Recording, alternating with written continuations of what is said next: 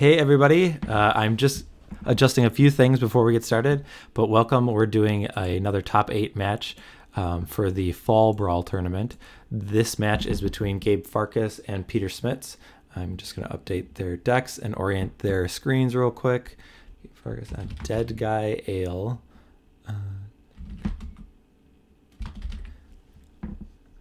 Okay, and let's flip this screen. Let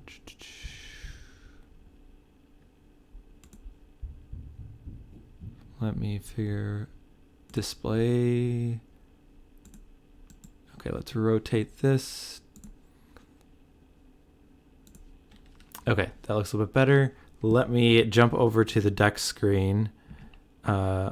Lester, I don't know if you have a stream up on a different source or at your computer, but right now I have the Devourer combo deck. So I'll talk a little bit about this deck. What it is trying to do is it's trying to get a combination of Phyrexian Devourer, and it's trying to get it in combination either with Altar of Dementia or Fling. And so what Phyrexian Devourer does is it's a 6-mana creature, and it's just a 1/1. And then it has the ability to remove the top card of your library from the game, and you put X+1/+1 counters on the Devourer. But if it ever has 7 or more power, it has a trigger to sacrifice it. But the thing is, you're able to respond to that sacrifice trigger and still use the exile trigger to make the Devourer bigger momentarily.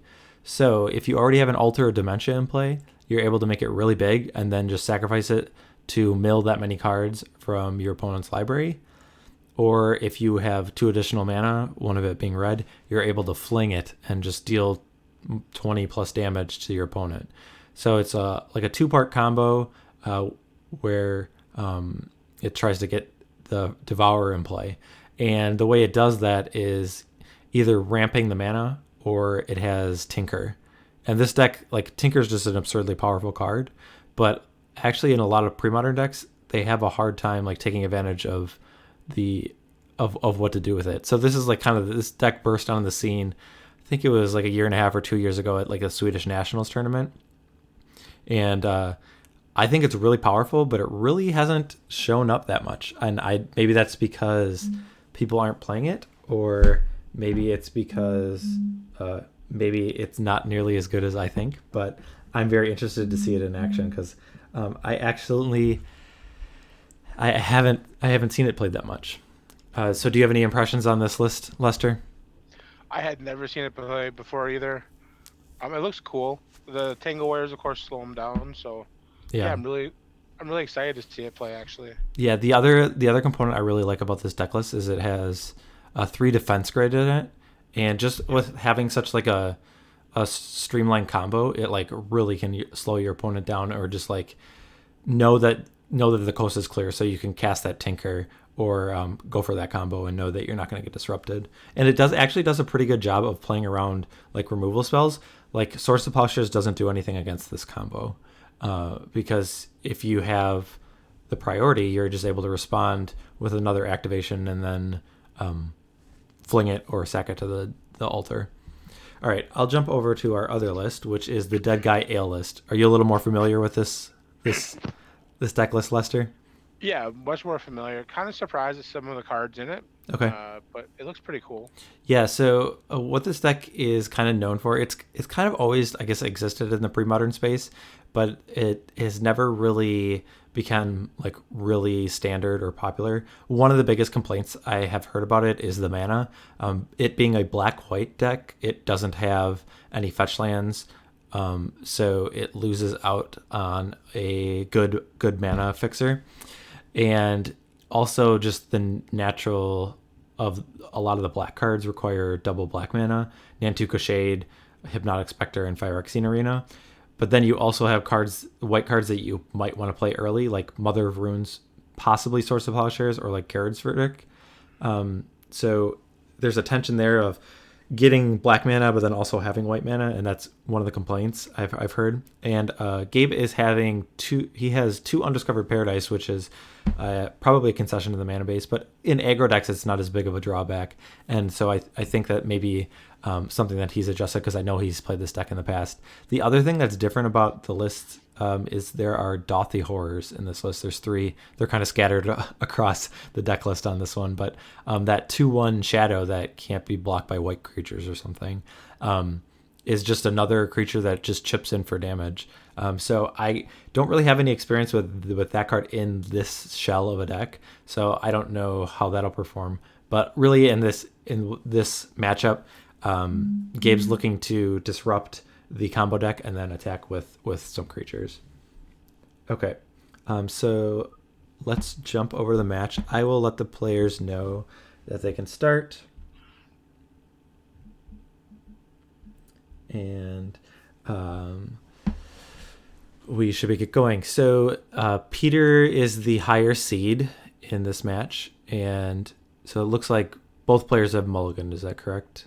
Yep. Okay. At least once. So Peter had the option to. Oh, I have the players switched. All right. Sorry about that. Let me rotate these quick. So we see a turn 1 Ancient Tomb and a Mind Stone. Oh, man.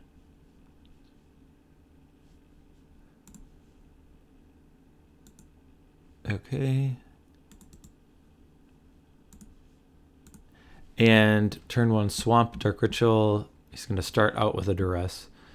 So we see a City of Brass, 2 Impulse, and a Phyrexian Devourer. So let's I'll bring up Phyrexian Devourer so you guys can see it, even though that's not a card that he's able to take with Duress. So he takes one of the impulses. Not really a hard choice. Nice open. Yeah, and then Nantuko Shade is the follow-up. So he's got a little bit of a clock. That one, it's okay in this matchup because I guess you're able to like sink your mana in later. But I think the card he wants the most is Hypnotic Specter. I don't know. He probably is pretty happy about the Tomb City of Brass start as well. That's sure. Yeah, that's I mean, free damage there. Yeah, that is something that definitely helps because that's pretty much the biggest thing is Gabe is just trying to clock Peter. So, yep. So we do see an impulse. He does have to take a damage. So we'll see if those points of damage from his own lands really make the difference.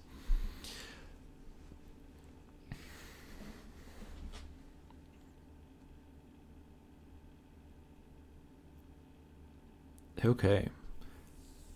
So 2 more damage, and there is the Altar of Dementia. So that's one of the pieces that he needs. So now he just needs if he just gets a Devour. 2 more mana. Oh, yep, 2 more mana, or if he has a Tinker, then he's able to win. I guess there are disenchants in the main of Gabe Farkas, and you would be able to disenchant the Phyrexian or the Altar of Dementia prior to the Tinker resolving to disrupt the combo. That's pretty great.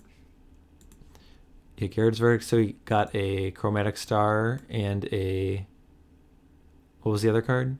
Was it a land? A Devourer. Oh, Devourer. Yeah, that we had seen before. Okay. Oh, you got the Devourer. Yep. Yep. All right. So Peter doesn't have any cards. He does have a Mind Stone, so at some point he might be able to crack that for an extra card. But then, if he's looking to tinker, he doesn't have an extra artifact. So I like Gabe's position here. He attacked for 2 last turn.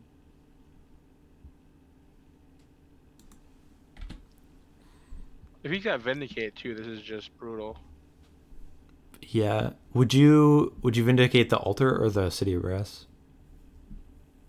If I'm going to land, I think you get the Tomb, but I think you get the Altar instead. Well, okay, I was just thinking the city because the blue mana is like the biggest out. Because so he's taking out the altar with the disenchant. I mean, his other option was the Mind Stone, so I think that makes sense. Yep. And the Mind Stone would have cycled anyways, so. And he pumps the Nantuko Shade. All right, so he got in there for 1 extra point, so for 3. Yep.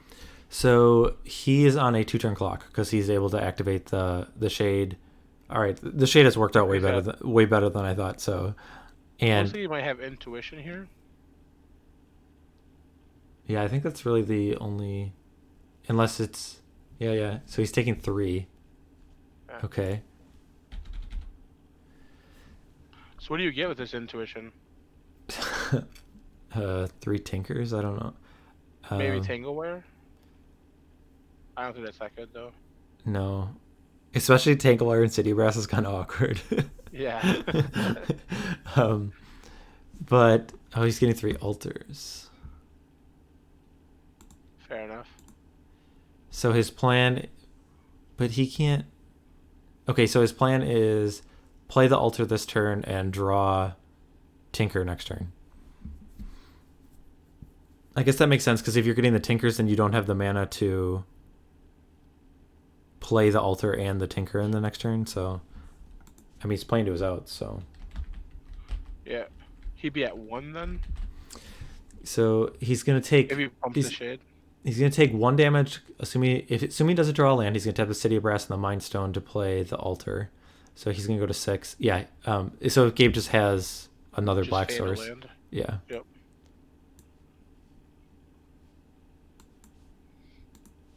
This series is a best of 5, so the first 2 games will be pre-sideboarded, and then the remaining up to the remaining 3 games will access to the sideboards. Okay, so we see a Shivan Reef. Oh, so well that's good because then he can take 1 less damage.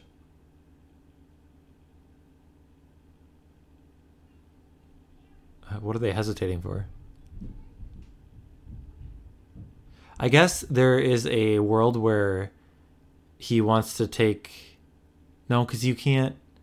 I was going to say that maybe he wants to take a damage so he could use the Mind Stone for an extra draw, but then you don't have the Tinker target to sack.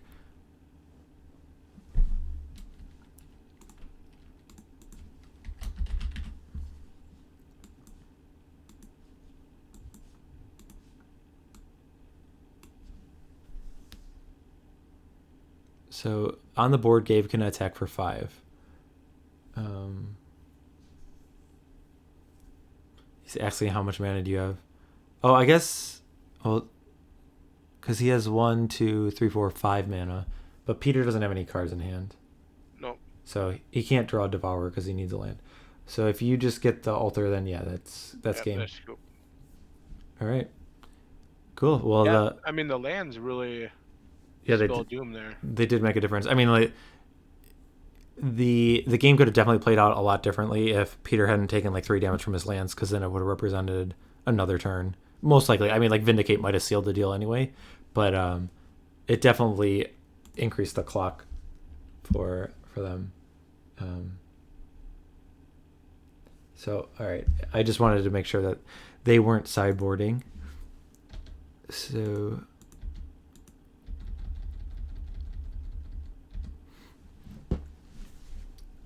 Okay, so that was a kind of a clinic that Gabe put on there. I mean, he did everything he needed. He had the turn 1 disruption and threat, and he had elements of disruption beyond that. He had Gerrard's Verdict, and then Disenchant and Vindicate. Or is it 2 Vindicates or just 1? It was just 1, but yeah, that was a pretty perfect draw. Yeah. That's exactly what you want in this matchup, I think. Yeah, the pieces that you want. The Hippie's great turn 1, but the dress is good too. Yep. The one card that's not as great in this matchup, like Mother of Runes, is not at its best in this matchup. I mean, the Polisher. Yeah, that's one it's not nearly as good. I mean, the Dauthi Horror is fine. It's just because I it's guess. a 2/1 clock. I mean, it Yeah. comes out with a dark ritual too, so you can still do the ritual duress horror. Yeah, it'll be interesting to talk to Gabe because it's kind of like I feel like a pump night would be better. I mean, I guess obviously you lose value of having cards that need the mana sinks if you have too many of them. Because if you have a Nantuko Shade and a pump night in play, then they lose value. I'm always surprised when Mesmeric Fiend isn't played in decks like this. Sure, yeah, that seems like a card, and I don't. I mean, I was to say I have to. I can't remember it being played in these lists, but it definitely seems like a card that would fit right in.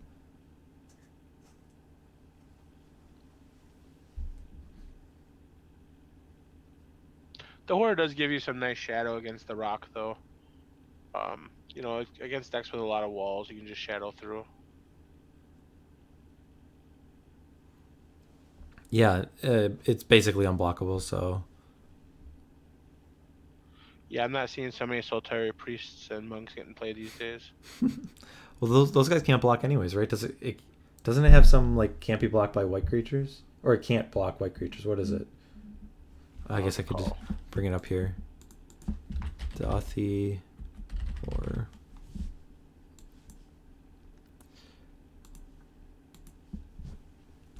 For a while, I thought it was protection from white. Oh, cannot be blocked by white creatures. So yeah. Oh. So even your Solitary friends cannot block them. Right. So someone was saying Peter could have gone off a turn earlier if he used Tomb to cast Mind Stone, tap Mind Stone, City of Brass, and Reef to cast Tinker. Does 4 damage. He didn't have Tinker though, did he? No. He got Altar instead.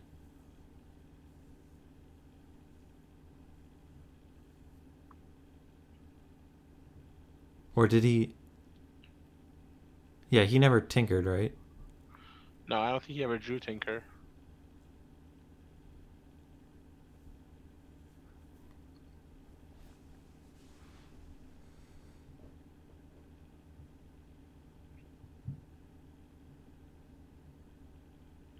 Yeah, the one thing that is really nice about the Jeweled Amulet... Here, I'll bring that card up, because that is not a card that everyone knows. Is after you use it, it sticks around, and it's something you can tinker away.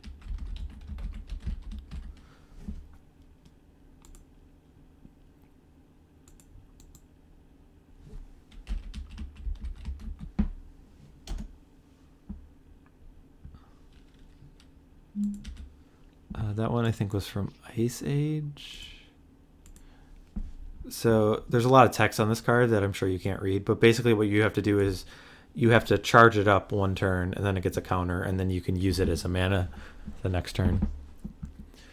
So City of Brass is the first card, and a Chromatic Sphere is for Peter, but then Gabe has a turn 1 Duress, but this time just off a swamp. There's no Dark Ritual. So the Intuition Altar. So do you take the Altar or the Intuition here? Well, the thing is, if you take Altar, he still has a Fling. So I might be inclined to take. But if you are taking the Altar, then he needs 2 additional mana on that turn. Most likely, I mean, it's vulnerable if you don't, because you could play the Altar on a turn and then get the Devourer in play. If you have going for the Fling plan, you have to either expose it to a removal spell like Swords to Plowshares or have 2 additional mana. There's an argument for Mind Stone too, I guess. Yeah, I think that's reasonable too. So Fling. That, I mean, maybe if you have like Disenchant in your hand or like Vindicates, but that one seems like less powerful than the others. Drew the Tomb. Yeah, it's.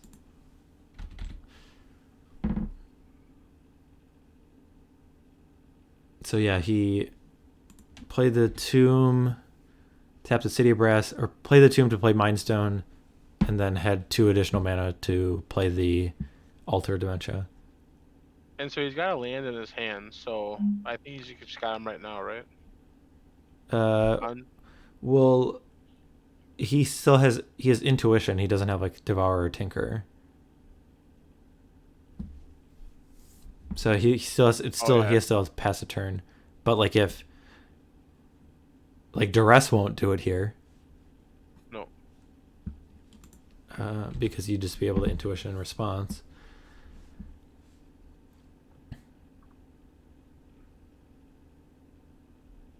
So, but if Gabe has Vindicate or Disenchant, he could target the altar, and then he should be okay if that's the case. So this is a main phase. I guess if you get Tinker right here, then you would just win right here. That's why he's doing it right now. All right. Yep. I guess that makes sense. I guess I was thinking like why. I was thinking he found it. Yeah, I was to say otherwise. And so yeah. All right, he's gonna. Maybe he gets the wrong card here. Might get a Tangle Wire. Yep. Right. So this is Devourer. I mean, he might make him go through the process, so everyone can see it. For those maybe who haven't seen it, I'll bring this Devourer back up.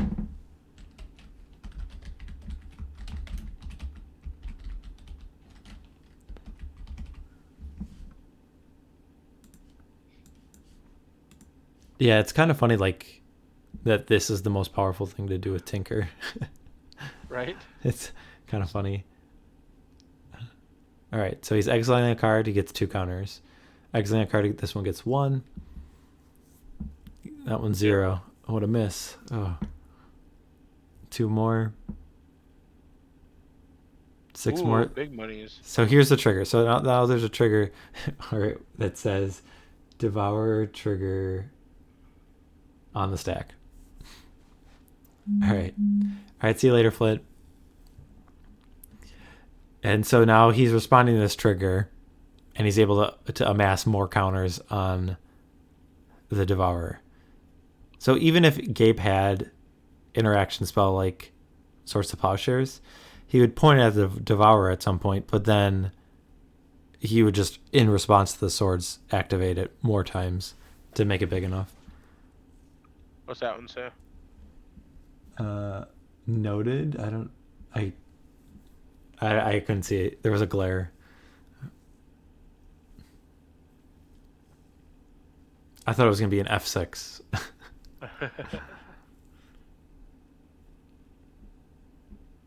Though, did you know that the default binds on Moto F6 is not the? It's just 6 now. Oh, really?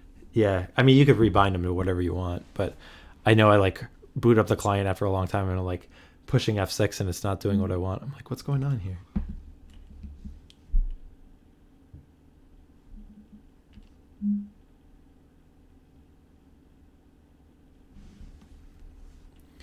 All right, so there's no way the deck doesn't combo off when you get this into play.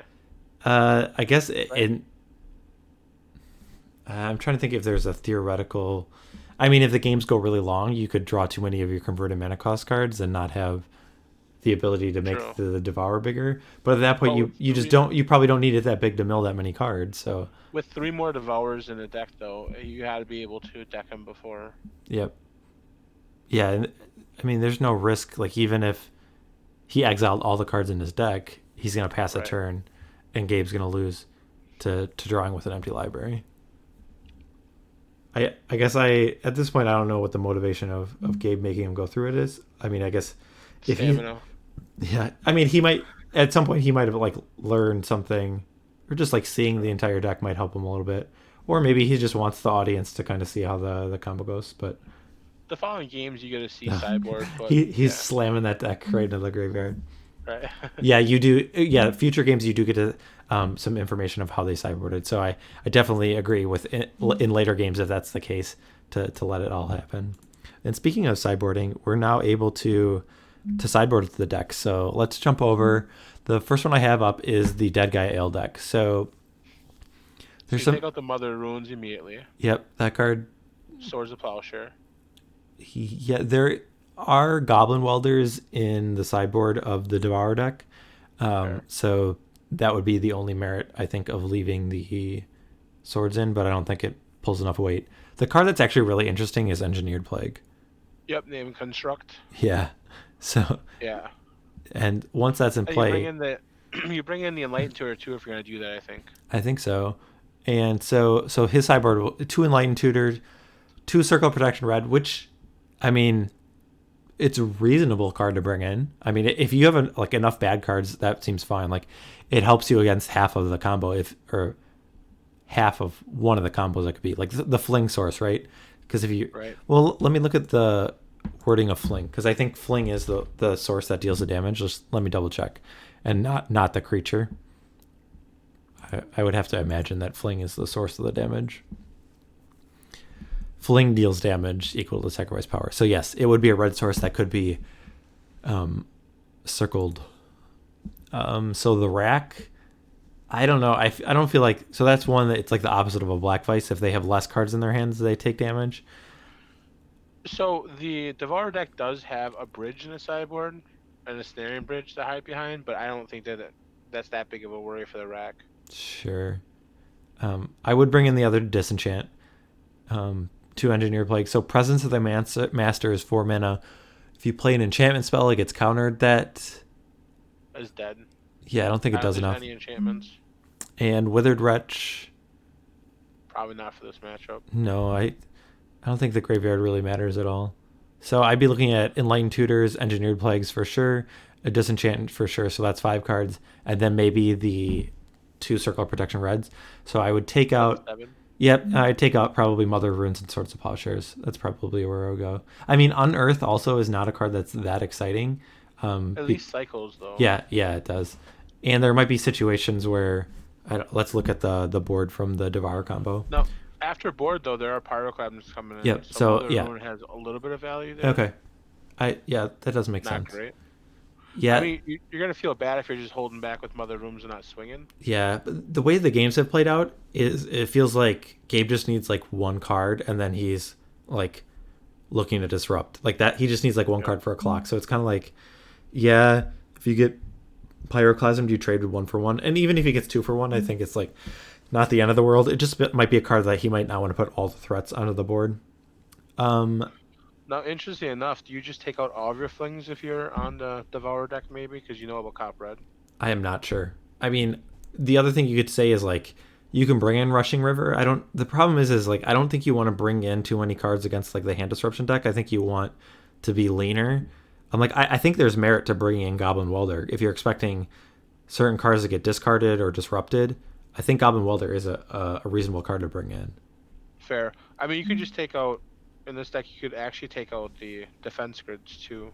Yes. There's not that interaction because the Deadguy Ale is probably going to be tapping out as much as possible. Yeah, the one instance where I think it does make a difference is the Disenchant. If you're going for like Tinker and have an Altar of Dementia in play, Gabe would be able to Disenchant in response to that Tinker, and Defense Grid might help up. But yeah, there's really just not that many things. So I think the Defense Grid probably is a card I'd be looking to cut. I think I do like the Goblin Welder plan. I don't know if it's something that Peter's going to do, but I think I would bring in the 3 Goblin Welders.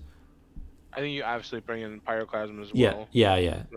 The card I would cut for Pyroclasm.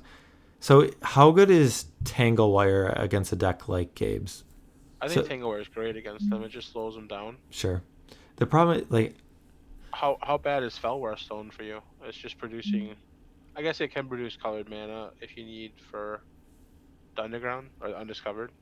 Is it basic land or no? It's it's any land, right, that your opponent can produce. Yeah, Undiscovered Paradise would turn it on. I mean, it's just another Mind Stone that doesn't draw cards. But sure. Yeah, that is a card that could be cut. It wasn't something I thought of, but.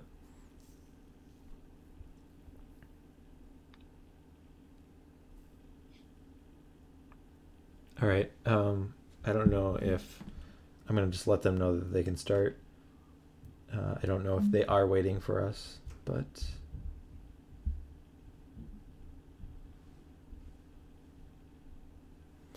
I'll switch over to our match camera.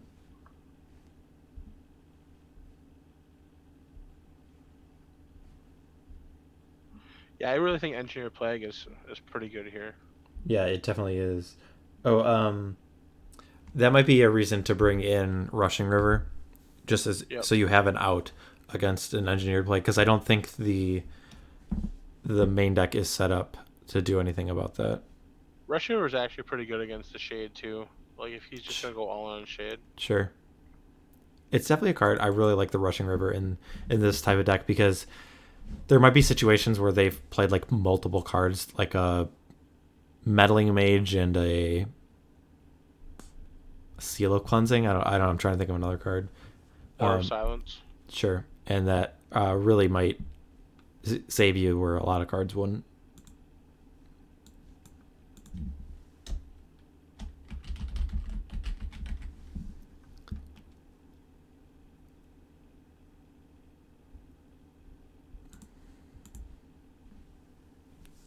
Yeah, I agree. You don't want too many Rushing Rivers, because it's one of those cards is if you're drawing too many, and it's only like good in like that one real spot.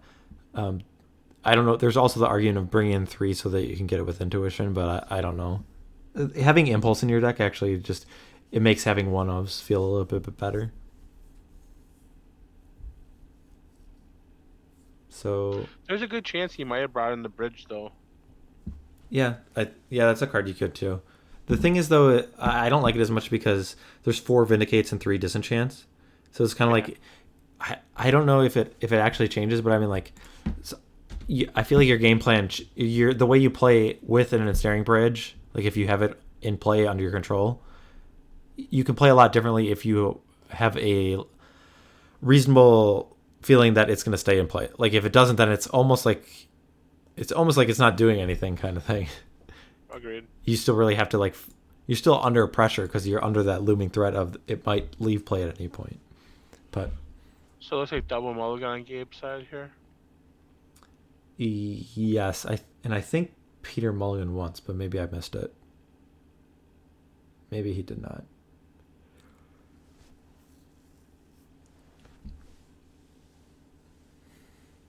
Yeah, with no null rods in Gabe's sideboard, then I think you're really only worried about Engineered Plague as like a really disruptive card.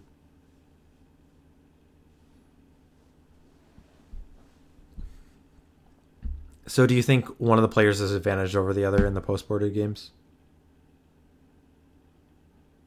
I really don't. I think it's just I don't think that either one of the sideboard plans is that strong. I mean, I feel like Gabe's gets better. Like he brought in a Disenchant, 2 Engineered Plagues, and 2 Enlightened Tutors. I feel like things got better for him. Oh, there we go. Okay. Do you think he's naming Goblin or Construct? I'm gonna guess Construct. Yeah. Now the question is, did he try to mulligan down to this or?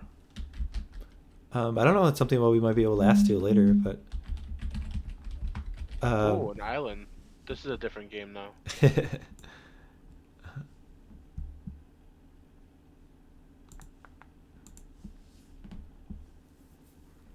So if he has, so he has disruption. I think you almost want pressure more than disruption at this point. Yep. So. Oh, jeez. Another island, 2 Chromatic Spheres, 2 Tinkers, and an Altar of Dementia. So I think I'd take the Altar. I'm trying to think. Okay, if Tinker.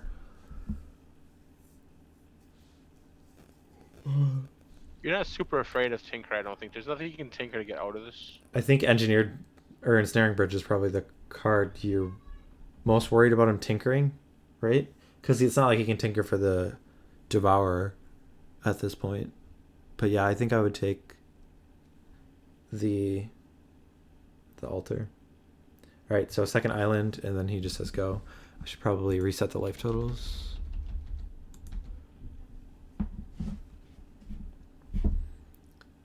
So Gabe, he did have a second land the last turn, right? Yes. Okay. Yep. And it is a plains. So Gerrard's very. Wow. So 2 Chromatic Spheres.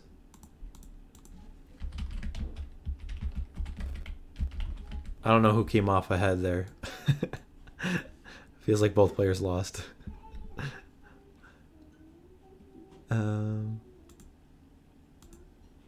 So how awkward is that? I mean, I guess the plains helps out in that game. But Yep. after sideboard, the plains is... I mean, there's Disenchant. He's got the two Tainted Fields, so yep. I always want to just maximize on swamps. Yeah. Yeah, I don't know. Like if you just played, I guess the thing you also have like Tainted Field. Yeah, if I was to say if you just replace the plains with Tainted Fields and swamps, but there are other non-basics in the deck too that Tainted Field doesn't turn on. So. Yeah, if you draw like Caves, Tainted Field, you're not so happy. So now you can tinker. I agree that like things do seem safe for Gabe right now, but the problem is if he's not applying any pressure, then what Peter will be able to do is like put an altar into play or get a bunch of mana and then find a rushing river and then like go off. Like he's able if there's no pressure, then he's able to set things up. All right, so he's tinkering now. Hopefully he's not getting a Devourer. Tangle Wire. That's so. Yeah. I guess Tangle Wire just kind of slows them both down, gives them more time. But I would have to think that in general that advantaged Peter more because I don't know. Yeah. Right.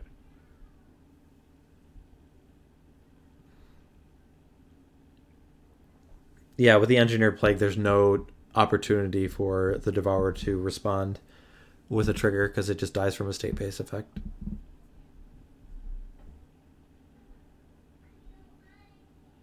Alright, Tangle Wire will tap 2 islands and itself. There is an Ancient Tomb available. Oh, so that was tapped last turn. You still got the other Tinker, so you can do this for a while. Yeah, that's true. This is where if he slowed his deck down and went with a Goblin Welder, this would be a decent plan. Yeah, that because I just like the Goblin Welder because at the point of if you've discarded cards, either the Verdict or something got vindicated or duressed, then you have the opportunity to bring it back. You can also do some cool intuition welder stuff too. Yes.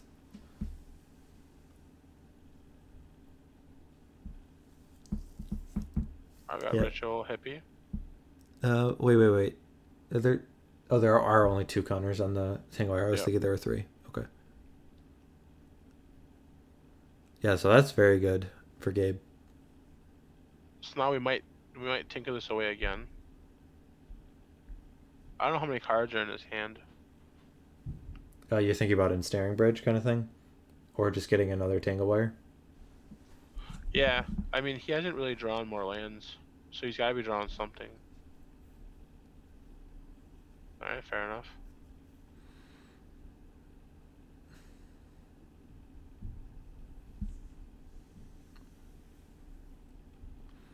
Interesting. I wonder if it will come back to bite him because he chose to discard 2 Chromatic Spheres. That if he ever has like a Goblin Welder that he drew that he's not able to cast because he doesn't have red mana. Oh well. Oh, he's got so many cards. That looks like a full 7. It looks like 8. It looks like 8, but I guess it has to be 7. You can just cycle through cards with the spheres too. Yeah, but at that point, I think his option was discard a Tinker or a Chromatic Sphere. Yep. So that's probably the worst case scenario, hitting the Tinker there. Yeah.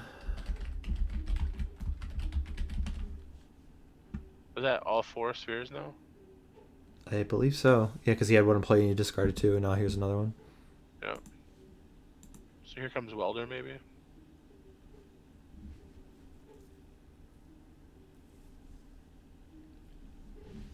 Ideally, I think that's what he wanted, but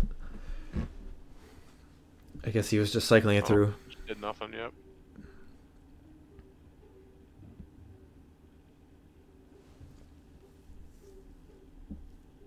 So maybe he's got like 3 Devourers in his hand here.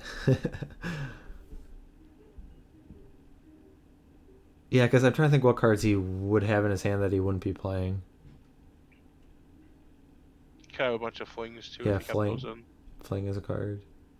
Oh, a Rushing River. I mean, obviously that's awkward because if you have it in your hand, you can't just play it if you don't have the rest of the combo. Interesting. Is it? I've been missing a couple of the swings from the Hypnotic Specter. So hippies. Peter's at 14. So now Tangle Wire's gone, right? Or does it stick around? If you can't remove a counter, then it dies. And I think it should be dead, right? Yeah, I'm pretty sure it's gone. I'll message them quick.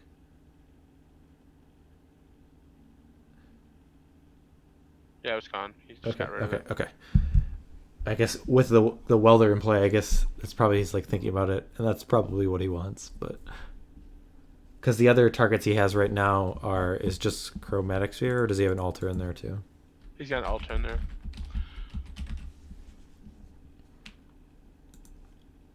Yep. I wrecked your metal guy, boss, but look, I made you an ashtray.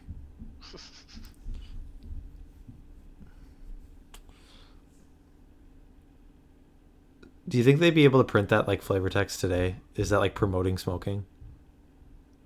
Oh, good call.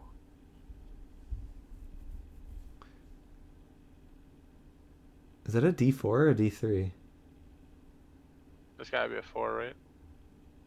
I don't know. So he kept Flings in.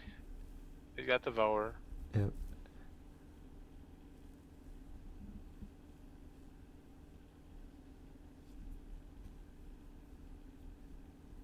Well, I mean, having Welder in play, the Devourer in the graveyard is fine. Like, if he's able to Rushing River and then... Like, if he had just had Rushing River and Altar... It's almost better getting in the graveyard. Yeah, if he had Rushing River and Altar of Dementia or Fling, he'd just win here, right? Yep. But with 2 Hypnotic Specters in play, he does not have a lot of time. I keep missing the life totals. This is where the Rushing River returning to... I guess you gotta return the Plague, though. Yeah. Because bouncing like 2 Specters would be pretty good.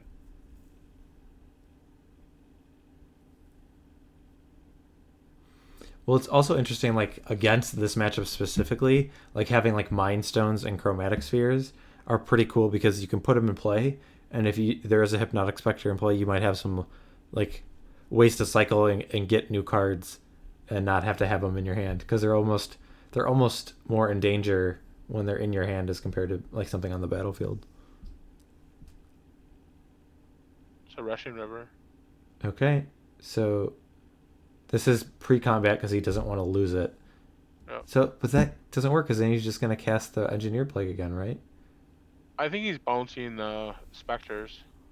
Yeah, but you still need to draw another Rushing River then. Like, how do you win from this spot if you're just bouncing the Specters? Yeah. Is there any merit to just, like, passing priority and hoping that he pumps the Nantuko Shade for lethal, and then you have Rushing River that you could bounce and get rid of the Engineered Plague that he couldn't cast? I feel 100%. Like also just blocking with the Welder and making him pump might have been... Yeah, but if he pumps once, then he still has the mana to cast Engineered Plague, though.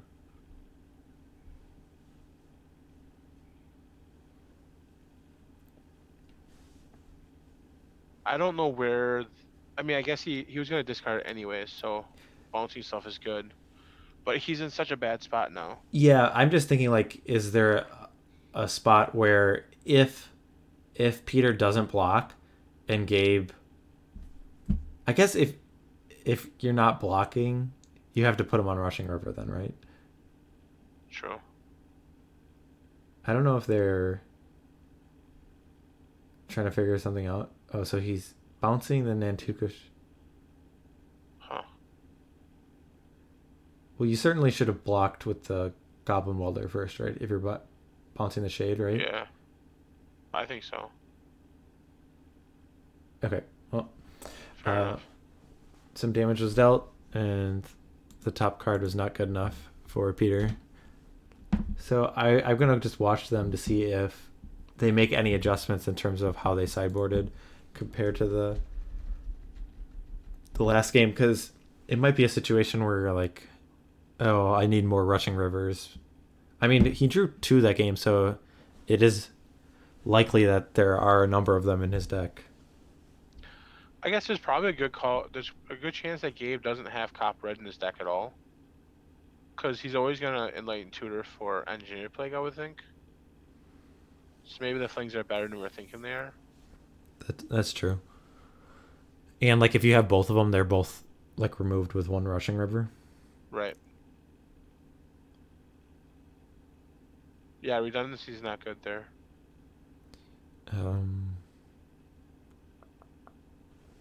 I'd be interested to know what the Devourer deck all took out of the deck. Yeah. I mean, I have to imagine his defense grid is the first card taken out. Yep. Do we want to look at their list quick? I did not see them sideboard at all. Or extra sideboard. The Devourer combo. So 3... Oh, yeah, because if we're bringing in Welders, Rushing Rivers, and Pyroclasm, and presumably an Ensnaring Bridge, that is a lot of cards. I wonder if you shave on, like, a Phyrexian Devourer.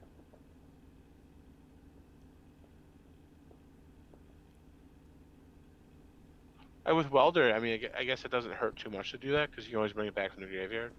Sure. Yeah, maybe something like Fellwar Stone, or maybe Lotus Petal. Yeah, I'm never a fan of the Lotus Petal. Chief, welcome. So the way that the combo works with Phyrexian Devourer, I'll switch over to this screen so I can bring up an image of Phyrexian Devourer.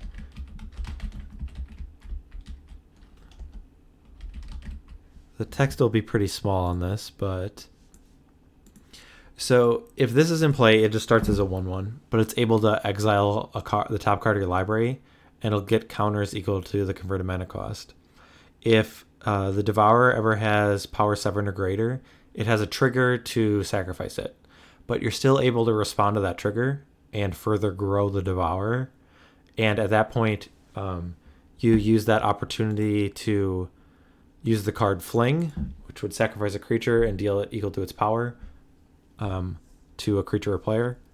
Or Altar of Dementia, which you sacrifice a creature and you mill cards from target player's library equal to a creature's power. So you make the Devourer's power 20 or greater if you're going to fling it at it, or like 50 or greater if you're going to mill them. So it's kind of a two-part combination. It either needs the Altar in play, and then it can get the Devourer, and then it wins, or it gets the Devourer and then flings. And it also has Tinker, which is a way to kind of mitigate the 6-cast costing of Phyrexian Devourer. Yep, so Engineered Plague is a state-based effect. So if he chooses Construct, which Devourer has a creature type, it will die before you're able to use any of its abilities. Yep. So there's an Engineered Plague. It's something that Peter really needs to get off the table. All right, so Gabe's up 2-1, so he just needs one more game.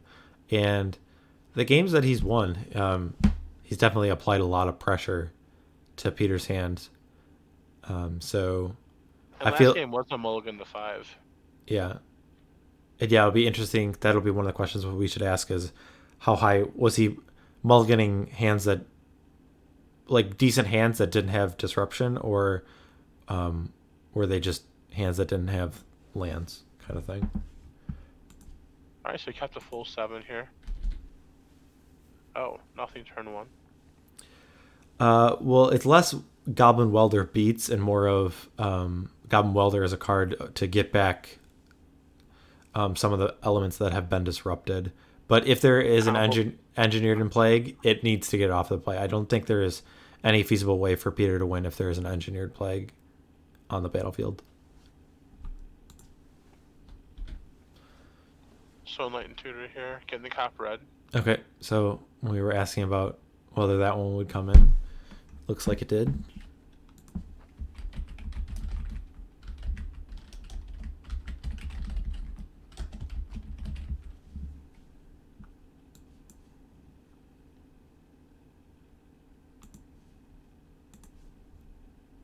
Do you go for the old school circles, or do you go for the Tempest ones?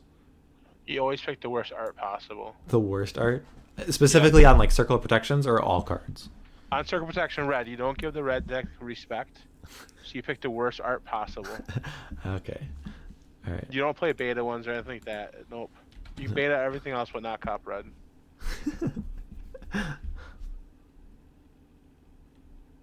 So you're supposed to play like white bordered chills? Oh, so this is just a turn 3. He sacrificed 2 Crystal Veins and tapped an Ancient Tomb, and just turboed out. So this should just be the game. I'm just. I guess he gets to see. Boom, got him. I would want to go through that deck myself, but yeah. So what I might do as Gabe is like make him exile cards until he wants to sacrifice it to the Dementia and then scoop, because then you get the information from Peter and he doesn't get any information for you. But yeah, that was some turbo. That was turn 3.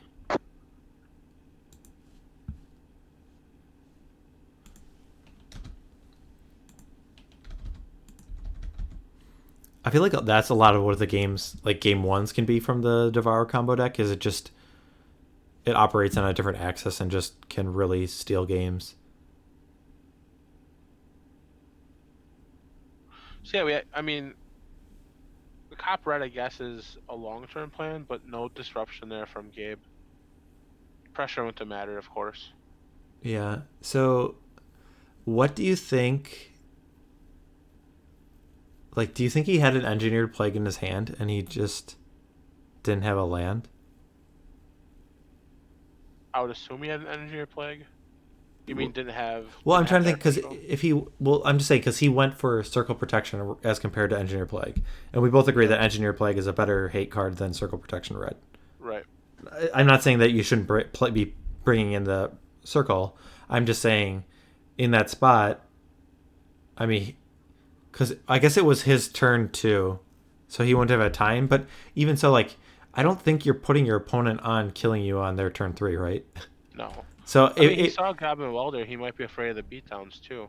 You want to protect against goblins at all times. I mean, goblins are pretty scary. Yeah. No, I think he for sure had a plague already. Okay. I was gonna say, like, because if you didn't have a plague, I feel like I would not tutor for. The better question is, do you waste a draw step on a cop red, or try to get disruption? So you could draw Disenchant there. You could draw. Well, the one thing is like I don't think you put your opponent on killing you on the 3rd turn. Right. So like I can't fault for Gabe for basically like tapping out and skipping a draw step. I don't know. The thing is, if you have like your disruption pieces are Duress and Gerrard's Verdict, pretty much. And neither of those like solve. I guess Disenchant, yes, but if he had Disenchant and chose to play Circle instead of, then maybe that is an error. But like Duress isn't going to do anything about that draw. I guess if he had, yeah, I don't know.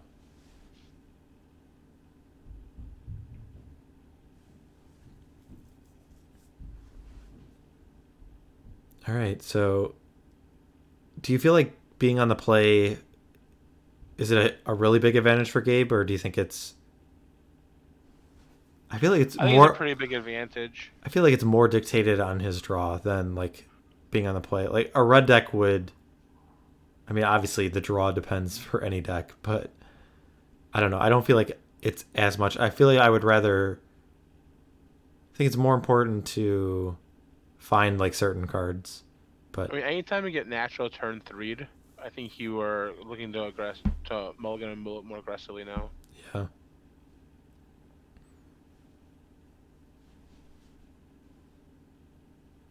But yeah, we've been pretty much flying through these games. I mean, I guess it helps when like one ends on turn 3 and the other one was, I do not think, very many turns more. Right. But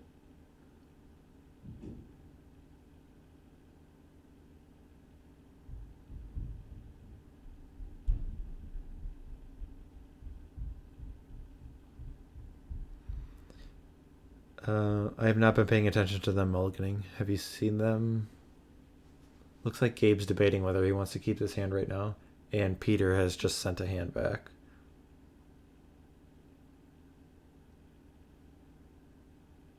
Gabe must be keeping. Chief, you're asking about tier 1 decks. I would, off the top of my head, I would say Sly, Standstill, and Full English Breakfast are the highest tier. But, I mean, the difference between, like, tier 2 and tier 1, I feel like the top decks are really good, and then the rest of the decks are all really close. But Stasis, I think, is very, very good. And if it's just Machine Head, I don't think that deck is very good. With the Draco Burst combo, I do think that deck is very competitive. I think it's a little bit worse than Stasis, but it's still very good. Stifle Knot is also very good, very consistent. But the thing is, when you lose to Stifle Knot, is it just feels like you just get screwed because they can like put a 12/12 into play right away. But there are some ways to deal with it, like Swords of Plowshares or counter spells. I guess there's not as many as I might think, like disenchant effects, but yeah. Going down to 5 now. Okay. Yeah, mulliganing against decks with Duresses and Gerrard's Verdict always feels really bad.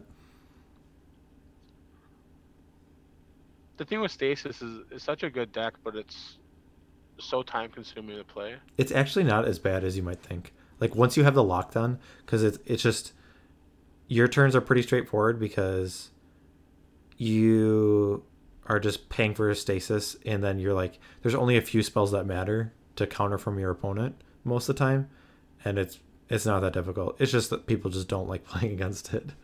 Yeah.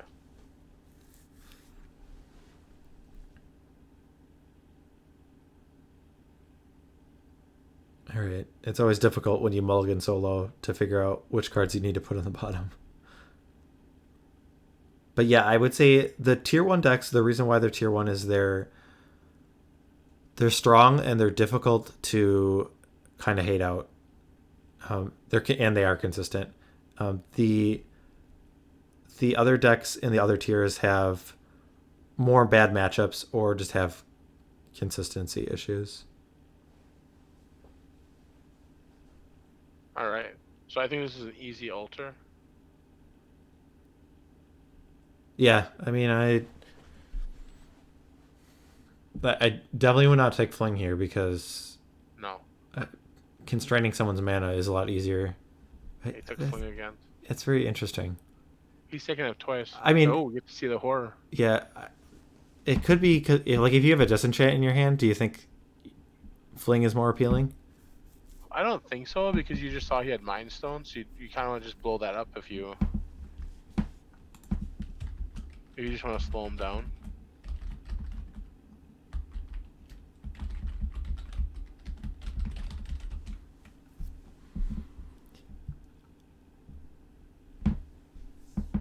All right, and Followed by Verdict. Yeah, that's a good one to have. So he's discarding a Mind Stone and a Tangle Wire. Oh, a Tangle Wire. Yep. All right, so the cards left we know for Peter is he has a Mind... Oh, no, he discarded a Mind Stone, so he has an Altar. City of Traitors. He's got 2 City of Traitors now. Oh, no. Oh, so he doesn't have any cards right now. No.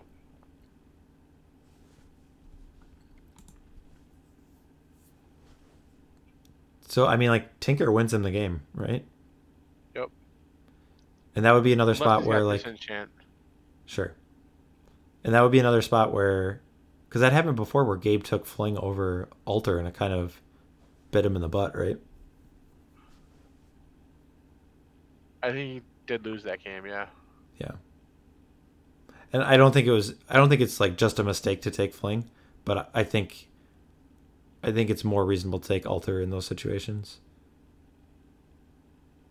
Yeah, because Fling is just a slower kill. Yeah, I think some of the thought is he can interact with Altar with Disenchant and Vindicate. So you might be thinking, oh, I have 7 more cards that I can draw or whatever to interact with the Altar that's already in play.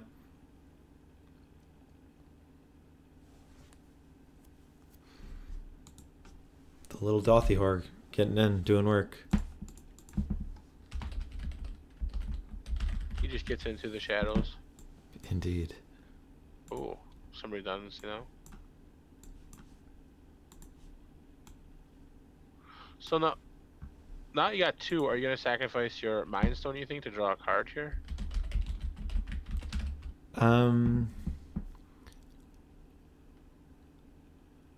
Maybe. I don't know how quickly you would. I'm trying to think when the extra mana would really benefit you, or if you just need the card. The problem is, it's kind of like. I guess. I'm trying to think of cards that you would draw that you would want to have, but not get discarded right away, and might be a reason to save Mind Stone. But yeah, I don't know. I think he's gonna sack it here.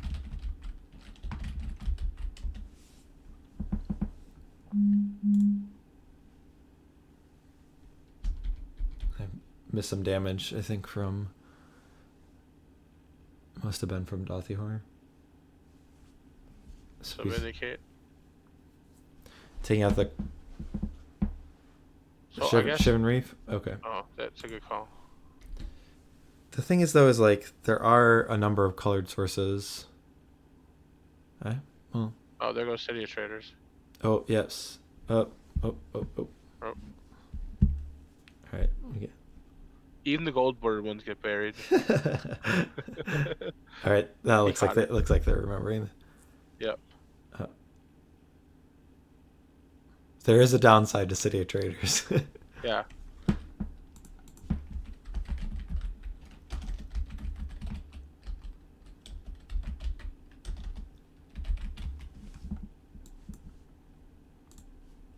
Oh, he's gonna let him take it back? I don't know what's happening. Yeah, I don't know. I mean, I guess... No. I would say maybe he was going to ask if he could, like, use the mana to sack a Mind Stone, but maybe he decided he didn't want to do it.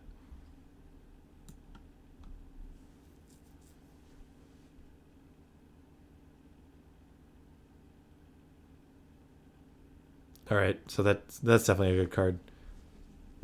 Because at this point, that's probably ideal for Peter, because he wants to just draw Tinker. Yeah. And having cards in his hand are really bad. So I think I would crack the Mind Stone at end of turn, assuming that Gabe doesn't have any forms of disruption. It does open you up to losing to Disenchant, though. How are you losing Disenchant? Because if you sack the Mind Stone, then you're going to need to sack an Altar of Dementia to use the Tinker that you draw, and then you Disenchant would be able to get rid of the other one. Fair enough.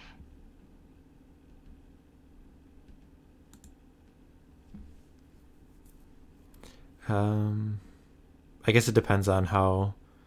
I mean, if if Gabe taps out, then yeah, for sure I'd be stacking the Mind Stone.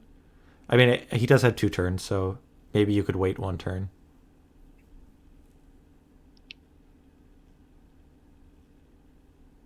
Okay. Circle of Protection red. All right. Do you crack that Mind Stone? I think you still crack it. I'm kind of surprised that he tapped the Undiscovered instead of the Cave there, too. Sure. I guess... Yeah, I mean, I guess your land drop... I guess life just doesn't matter. Yeah. Right? Okay. So... He fires off a Disenchant at end of turn. I mean, I think he's still fine, but... Are there... Yeah, there's... I don't think there's outs with... Come back. Yeah. With the Hypnotic Specter in play, I don't think that Peter can realistically win. This could be Rushing River, though, he's got. True, but he still needs to draw an artifact and Tinker. Oh, nice. From that point. He can draw a Pyroclasm here. Oh, he's got no red mana. Never mind. Yeah, I think Peter's just cold. I don't... So no, he draws... Ensnaring Bridge or Tinker for Ensnaring Bridge. He draws Chromatic Sphere, sacks it for red, draws Pyroclasm. Okay. There's hope.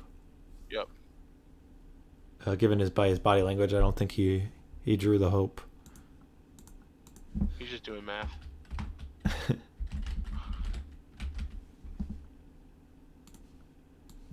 This is a rough one. Mull to 5 and then get double discarded. Yep.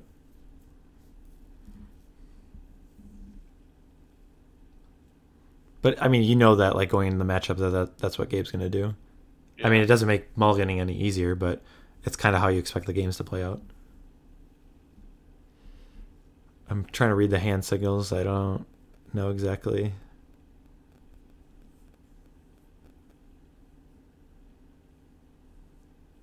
Says go, so this could still be a rushing river here. Okay.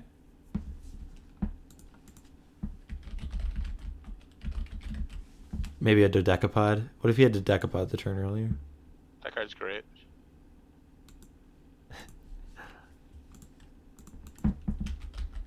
Here we go. Boom. Once saw Huey Jensen walking around the entire GP asking everybody if they had Dodecapods in their deck or not, and then writing it down.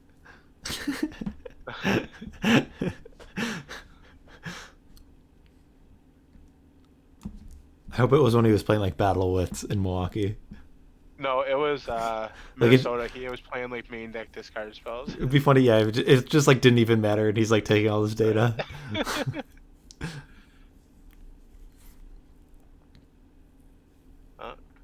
That's game.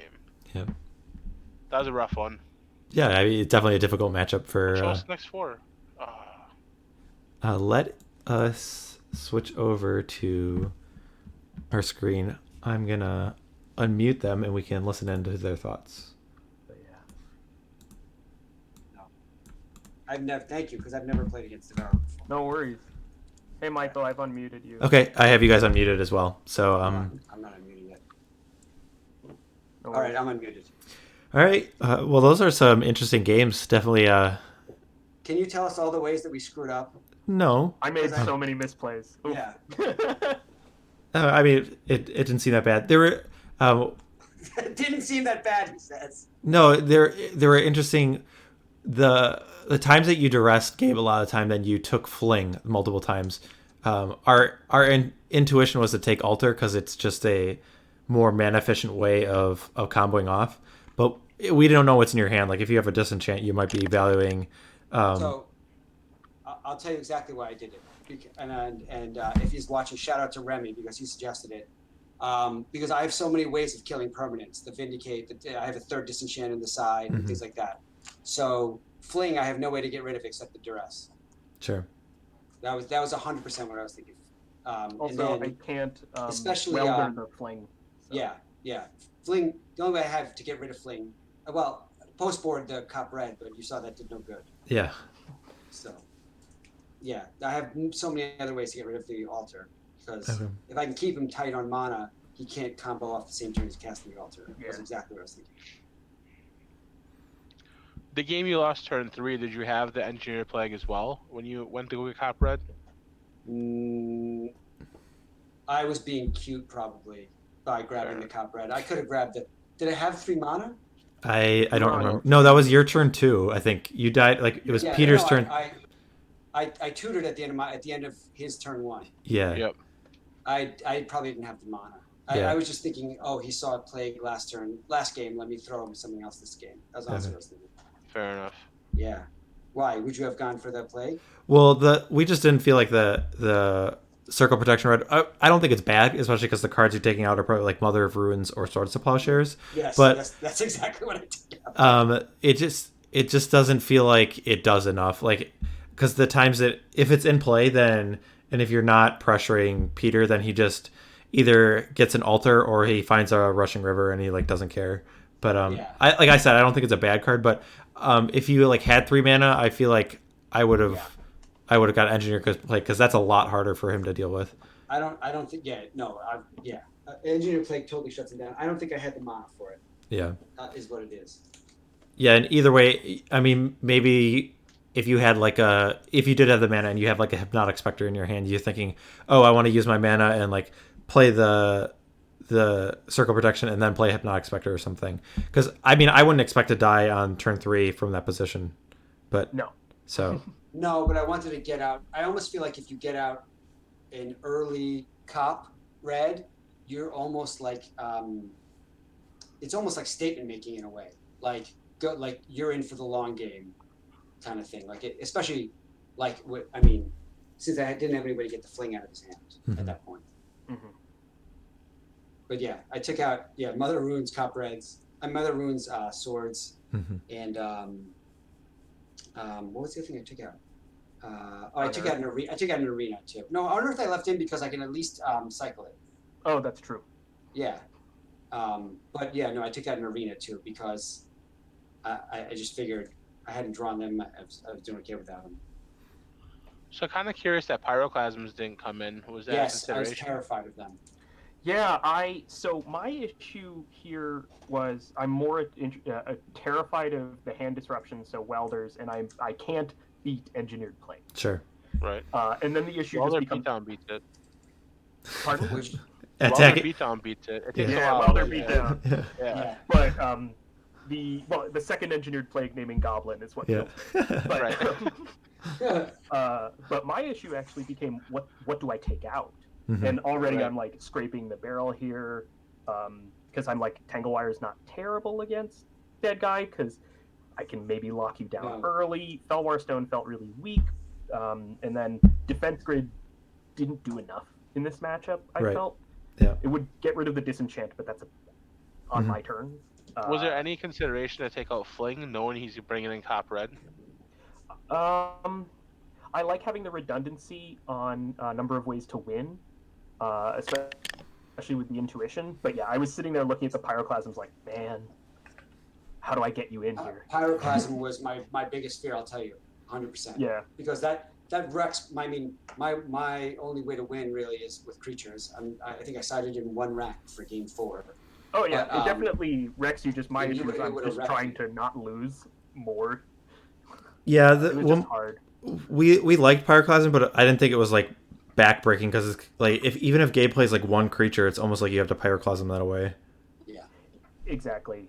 Yeah, it was tough situations where like he had a bunch of creatures and I had the Rushing River and I'm like, man, this doesn't stop him enough.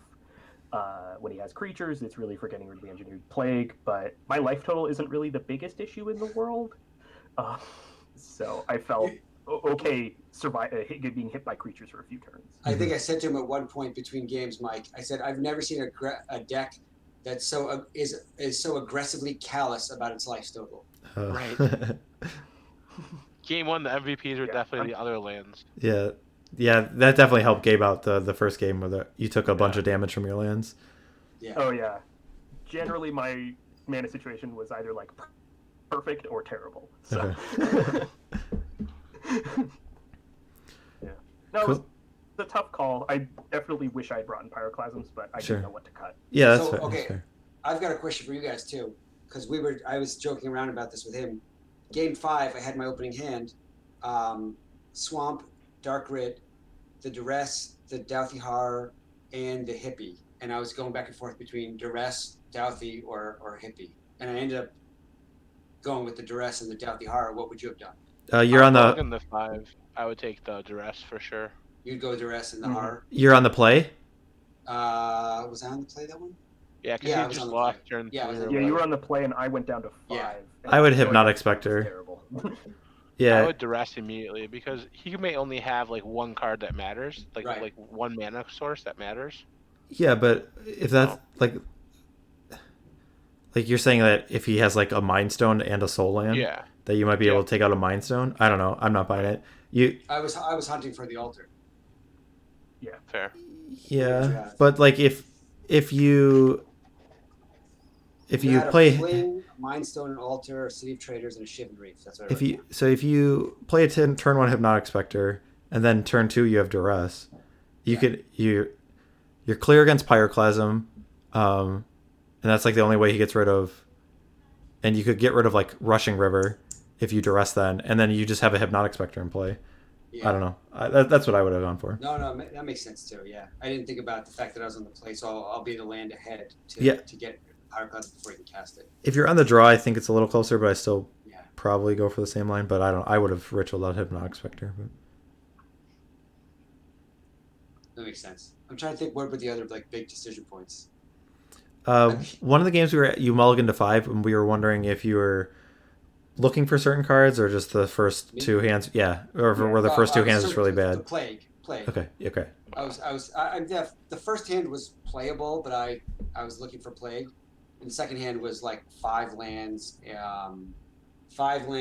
a Dauthi Horror, and a something else meaningless. So greedy, yeah. And so then I was like, I should have kept the first one, but now let me go down. And then was that? Yeah. When I went down to 5, it was like Swamp, Dark Rit, Engineer Plague might have been the first 2 cards I saw when I pulled out, and I was like, oh, keep. Yeah. Yeah. Yeah, this seems kind of like the nightmare matchup for you, Peter. Like, Gabe has all the elements. He has hand disruption, cards to deal with certain things once they're in play, and he has like little creatures that are disruptive. So it definitely seems like a tough matchup from your perspective. This is definitely one of my toughest matchups. I think Stasis is also really terrible for me, just because they turn me off and they only need to counter 1 card. Yeah. But this is definitely pre-board one of my hardest matchups, and it only gets worse. So see, and I thought I had. I'm happy I got it to 5. I'm real happy. I thought I had nothing pre-board. I mean, the winning that game one was to Vindicate. Yeah. Yeah. And hand attack. Yeah. And then post-board, again, I'm surprised you didn't bring in the Pyroclasms, but. My issue has just been the tight. The deck's like pretty tight. Yeah. I was like, I could take out more impulses or more Tangle Wires, but then I felt I was losing artifacts in the deck, which makes Tinker a harder hit. That was kind of what happened. I think game 3, where I just didn't have any artifacts. Yeah, that was game 3. Yeah, 3 or 4, one of the two. Where you Tangle Wired was game 3. Yeah. So this is a very hard match. I think when Tangle Wire was down to 3, I drew a Disenchant, and it took all my effort not to cast it because I'm like, nope, wait for what I need to Disenchant. Just wait, yeah. There are higher value targets. Yeah. I'll live through the Tangle Wire. Well, the Disenchant really forces me to like play the Devourer first, kind of, or like play the Altar first, and then when the Devourer hits. Yeah. Why, do you sometimes play them in the same turn? You can get it. Yeah, you can play them in the same turn. If like cast 1, tinker for the other, or just if you have 8 mana. So. Yeah. All right, cool. It was fun to go off naturally on turn 3 with. That was unexpected, but yeah, that was pretty cool. That was awesome. Yeah. Sometimes you get to do it. You said like turn 4 is typically when you can get off, right?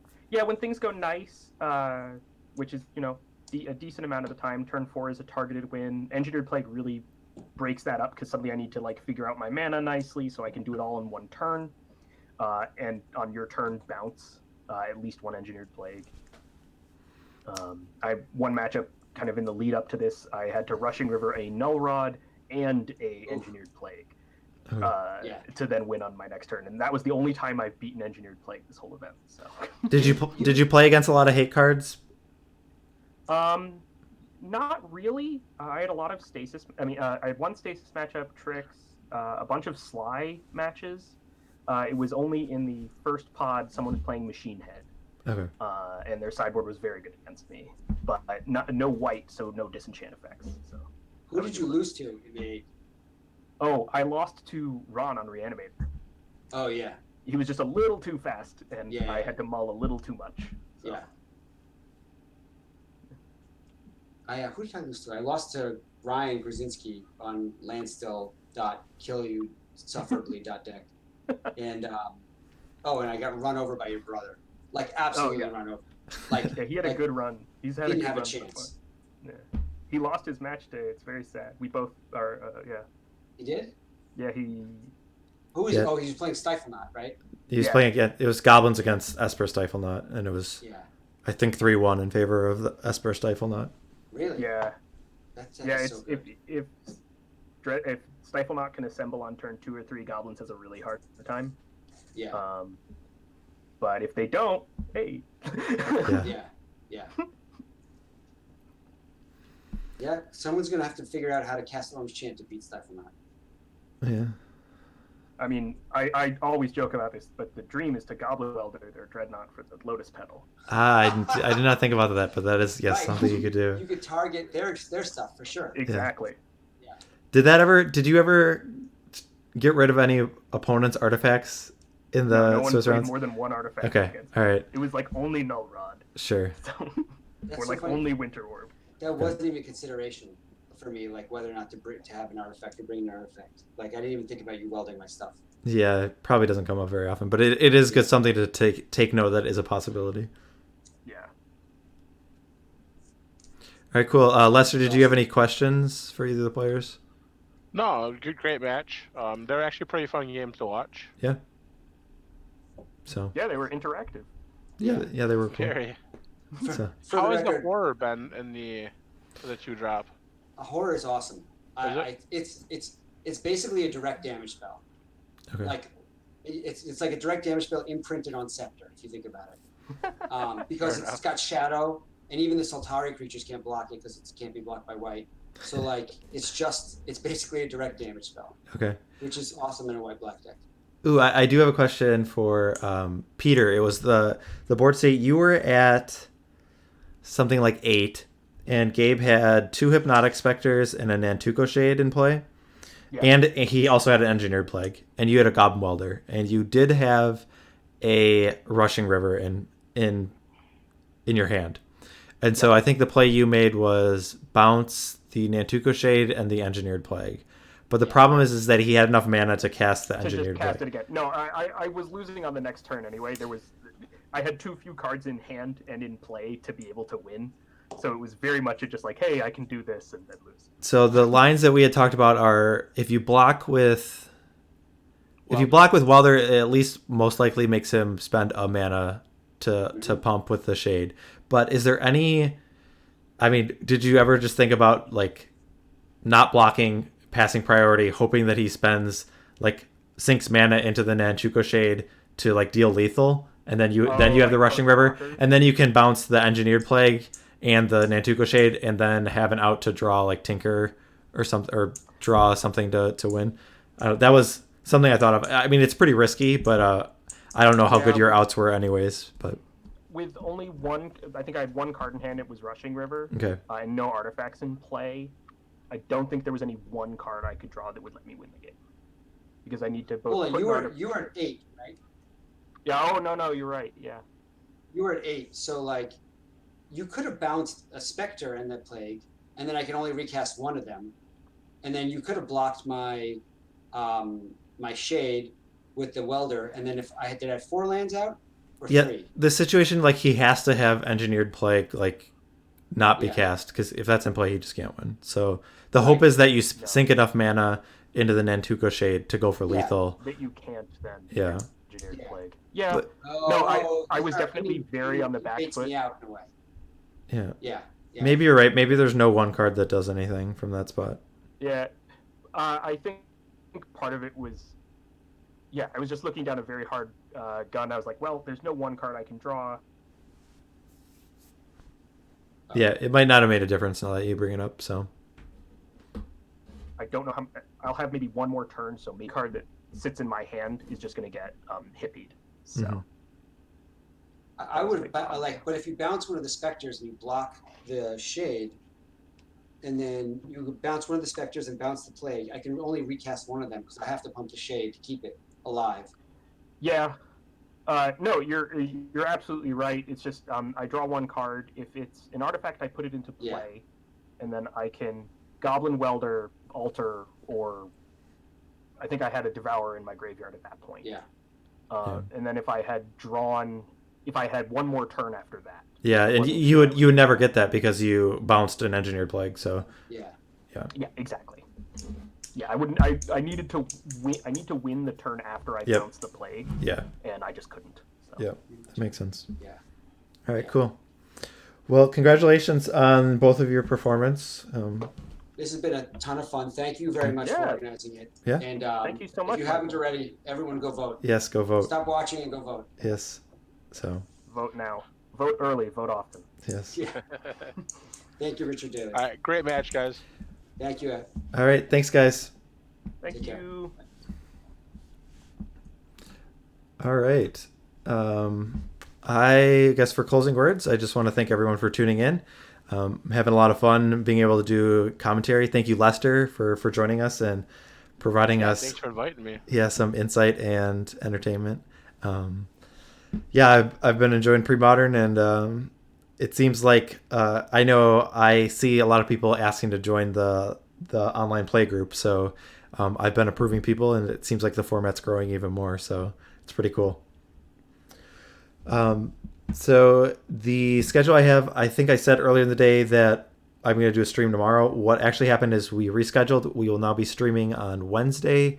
I believe it is 2 p.m. Eastern time. So I will make a post about it, and that is our last quarterfinals match for the Fall Brawl. And then I'll be communicating with the players to figuring out when the semifinals matches will be, because we'll try and get as many of those matches streamed as we can. So thanks again, everyone, and take care.